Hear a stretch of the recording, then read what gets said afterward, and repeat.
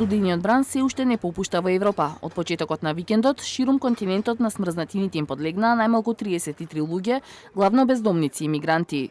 Зимата и арктичкиот мраз во Полска донесоа нов црн дневен рекорд. Само во последните 24 часа студот однесе 10 животи и нивниот број од 1 ноември се искачи на 65 луѓе.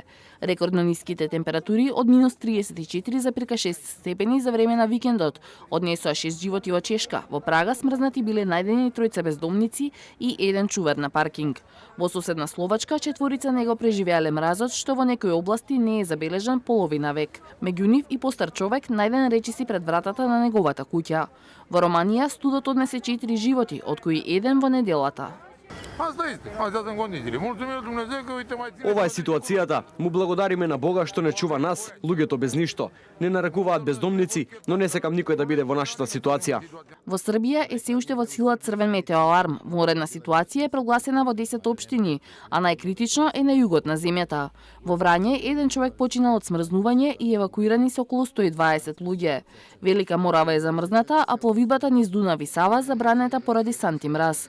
Во Турција се откажани стотици летови и трет ден поред е забранет сообраќајот во Босфор поради слаба видливост. Во Хрватска се одсечени островите, а студот ги окова дури и по јужните делови на Европа.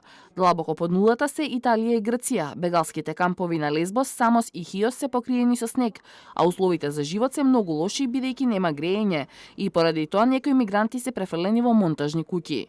Сад ги зафатија две истовремени невремија, едното со дожд од запад и другото со снег од исток.